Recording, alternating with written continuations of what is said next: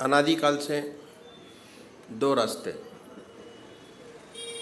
परमात्मा की प्राप्ति के चले आ रहे हैं। एक नेति का रास्ता है जिसे हम संन्यास मार्ग कहते हैं, और ये रास्ता बहुत पुराना है। हमारे देश में बहुत ऊंचे ऊंचे सन्यासी संत महात्मा हुए जिन्होंने समय समय पर आकर हमारे देश और धर्म की रक्षा की। नीति का रास्ता छोटा है, इसमें समय कम लगता है। इस रास्ते का साधक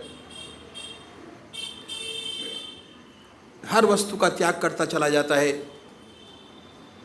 ऐसा साधक घर बार छोड़ता है, बीवी बच्चे छोड़ता है, धन दौलत छोड़ता है, संसार की हर वस्तु का त्याग कर कर संन्यास ग्रहण करता है। संन्यास लेने के बाद साधना में लग जाता है, और ऐसे साधक के सामने सब एक ही काम रह जाता है, वह परमात्मा की प्राप्ति। दुनिया के सारे काम उसके लिए समाप्त हो जाते हैं। यदि ऐसा साधक सच्चे हृदय से परमात्मा में लगे तो कोई वजह नहीं कि उसे अपने रास्ते पर सफलता प्राप्त न हो।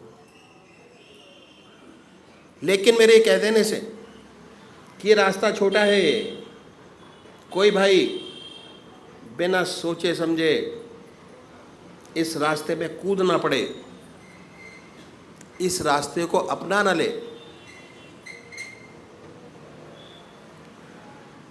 इस रास्ते की कठिनाइयां भी मैं आपके सामने रखूंगा। सबसे बड़ी बात यह है कि मन से त्याग करना बहुत आसान है, शरीर से त्याग करना बहुत आसान है,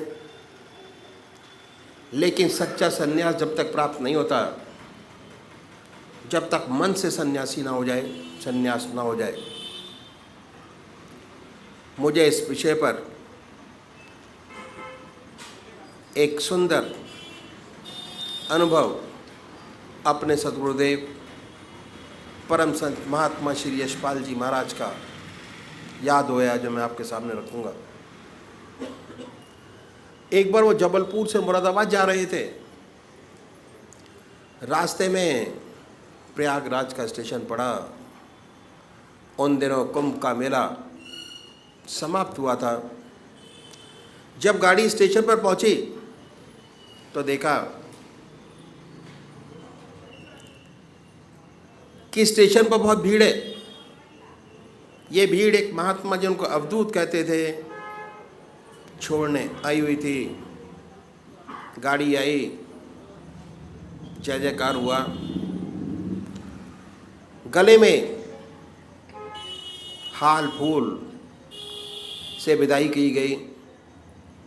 इत्फाक से वो जब ट्रेन में चढ़े तो उसी डिब्बे में चढ़े जिसमें इसके सद्गुरुदेव जी बैठे हुए थे, और आपके सामने की बर्थ खाली थी, उसी पर आके विराजे।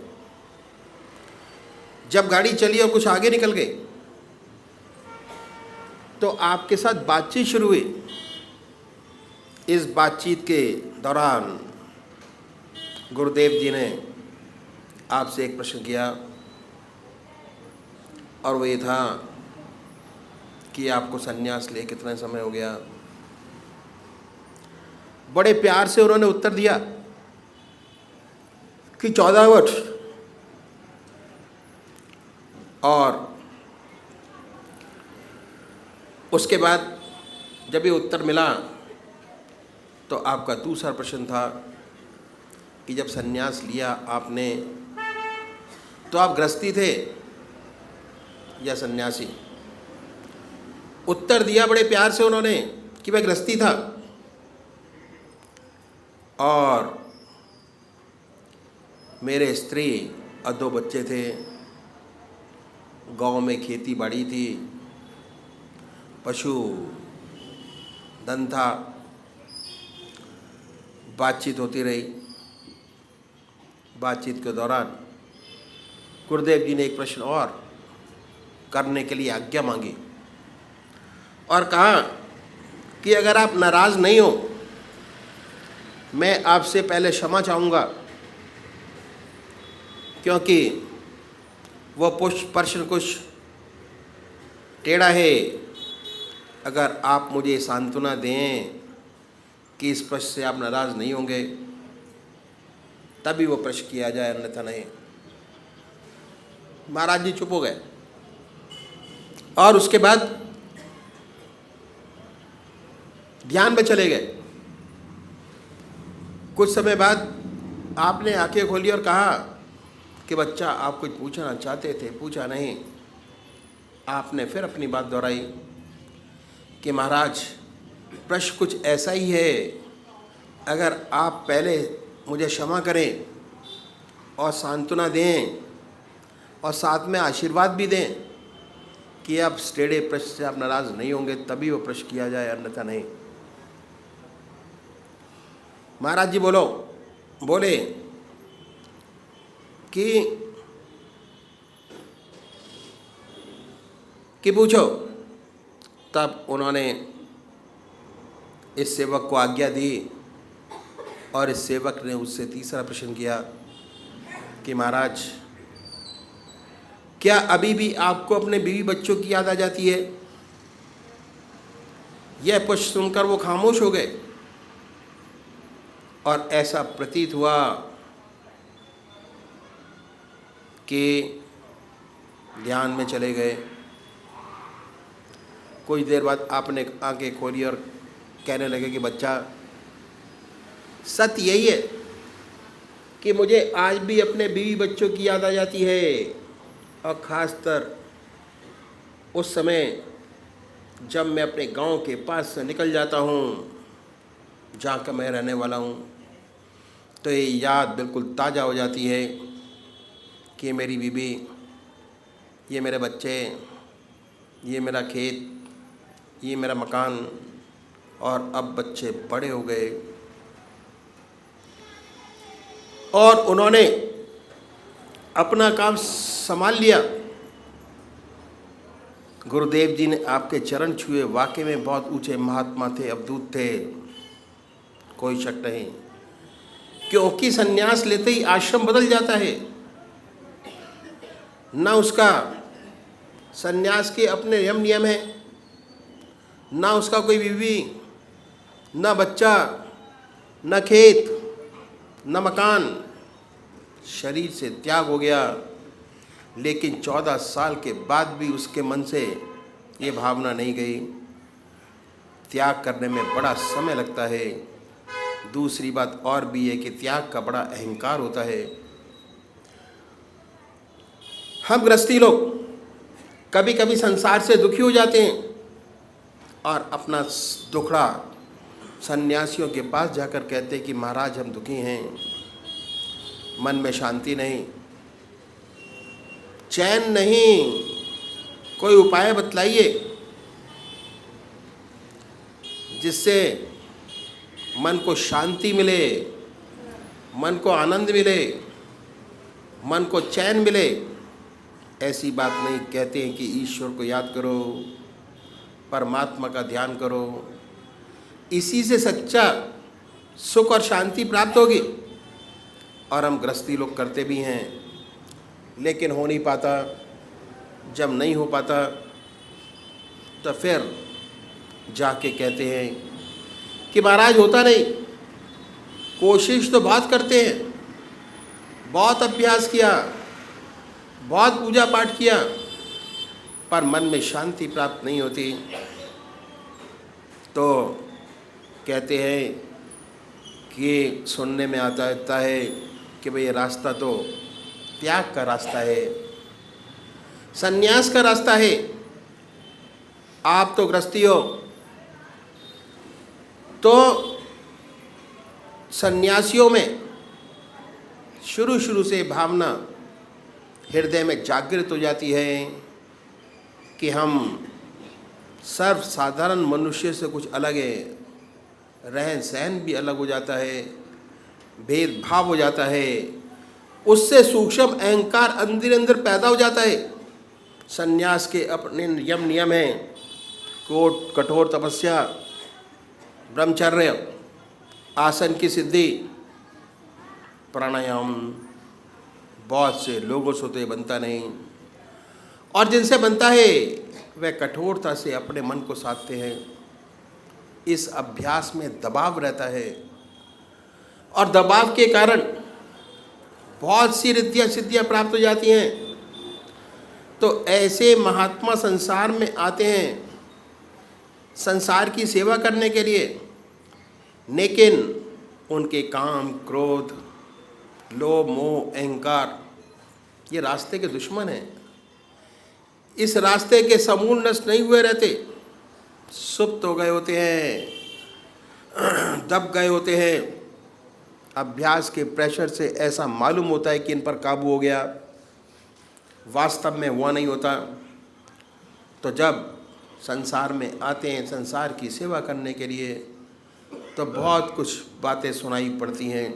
तो वजह यही है कि जब तक परमात्मा की सच्ची प्राप्ति नहीं हो जाती, तब तक काम, क्रोध, लोभ, मोह और अहंकार से छुटकारा नहीं मिलता।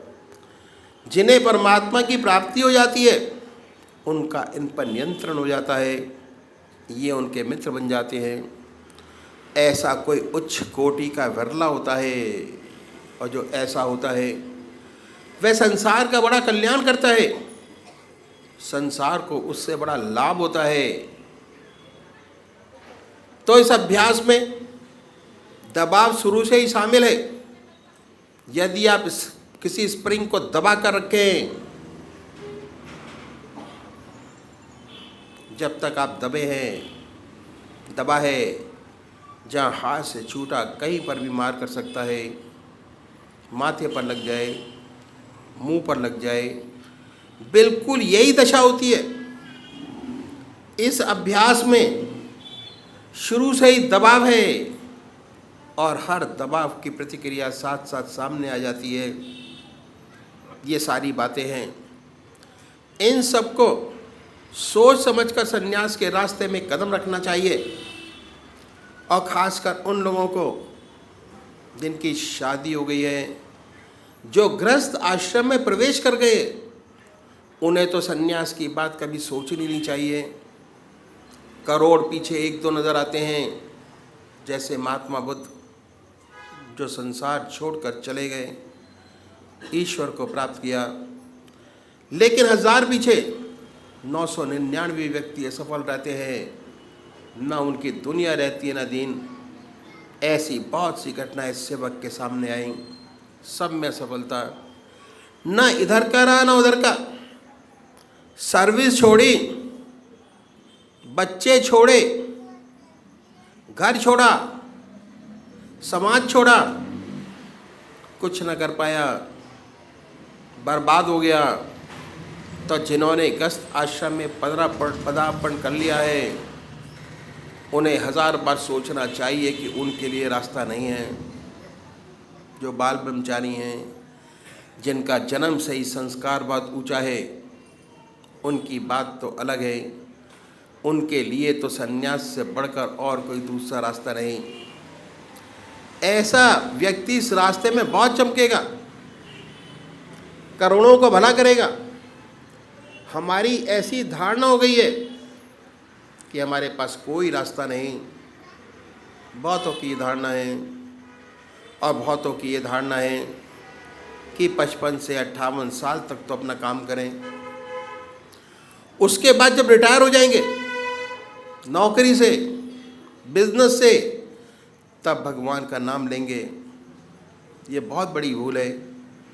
58 साल के बाद रिटायर हो जाने पर कुछ नहीं होता, फिर भगवान का नाम नहीं लिया जा सकता, नामुमकिन।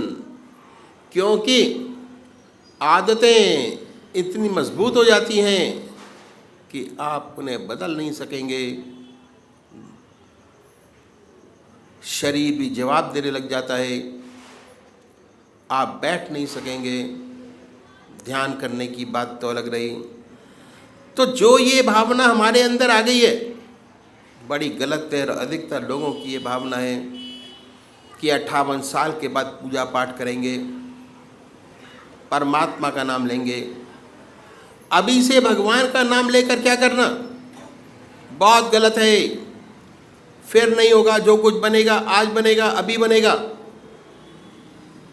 तो गृहस्थियों का रास्ता ही बहुत पुराना है, जिसे हमने बुला दिया बड़ा ऊंचा रास्ता। आपने राजा जनक का नाम सुना होगा। राजा जनक को विदय कहते थे। कितना बड़ा महात्मा, कितना बड़ा ब्रह्मज्ञानी हुआ अपने ज़माने का। उसके ज़माने के महर्षि अपने शिष्यों के पास भेजते थे। उनके पास अगर राजा जनक कह दे कि ब्रह्मज्ञानी है, नहीं तो नहीं। वह राजा था, राज का कितना कार्यभार उनके ऊपर था, कितनी जिम्मेदारियां थी। उन जिम्मेदारियों को निभाते हुए इतना ऊंचा ब्रह्मज्ञानी, जब एक राजा ब्रह्मज्ञानी हो सकता है तो हम आप क्यों नहीं हो सकते हैं। हमारे पास तो काम बहुत कम है, ज़रूर हो सकते हैं। तो ये रास्ता ही बहुत पुराना है जो मैं आपके सामने रखूँगा। इसे कहते हैं इति मार्ग। इस रास्ते में हम अपने जीवन में एक चीज़ बढ़ाते हैं, घटाते नहीं। अपने जीवन में एक चीज़ बढ़ाते हैं, वो क्या है, वो है परमात्मा का नाम, भगवान का नाम। और परमात्मा का नाम एक ऐसी बड़ी ज्योति है, अगर सच्चे तरीके से अपने मन में आ जाए तो अंधेरे को अपने आप दूर करती चली जाती है। जहाँ प्रकाश है वहाँ अंधेरा नहीं। प्रकाश आया कि अंधेरा गया, लाइट आई और अंधेरा गायब। वाल्मीकि महर्षि उल्टा नाम जपते जपते महर्षि हो गए। इतने बड़े महर्षि हुए कि रामायण पहले लिख दी, घटना बाद में घटी। लिख दिया ऐसा ऐसा होगा, वैसा वैसा हुआ। इतना बड़े महर्षि हुए।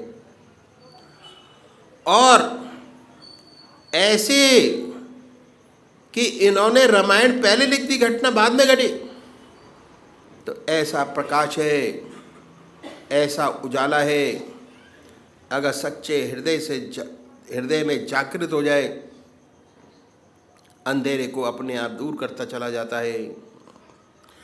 तो छोड़ना कुछ नहीं है। जो आज आपकी ज़िंदगी है उसमें एक चीज़ बढ़ाइए। इस रास्ते पे चलने वाले जो हमारे सद्गुरु हुए, एक के पीछे एक, उन्होंने परमात्मा को पाने के लिए, जीवन मुक्त अवस्था प्राप्त करने के लिए बहुत कष्ट उठाए। उनकी ज़िंदगी बड़ी कठोर की थी। बड़े कष्ट में रहते हुए उन्होंने इस विद्या को नहीं केवल प्राप्त किया, बल्कि हमारे लिए कुछ गुर छोड़ गए।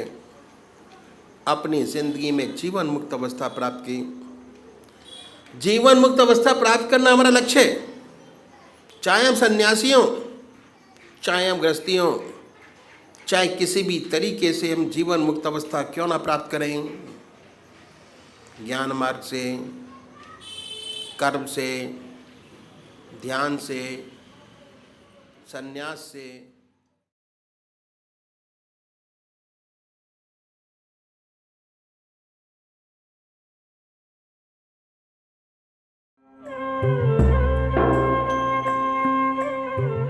ध्यान योग के कार्यक्रम आनंद योग से निशुल्क जुड़ने के लिए संपर्क करें 9810239677।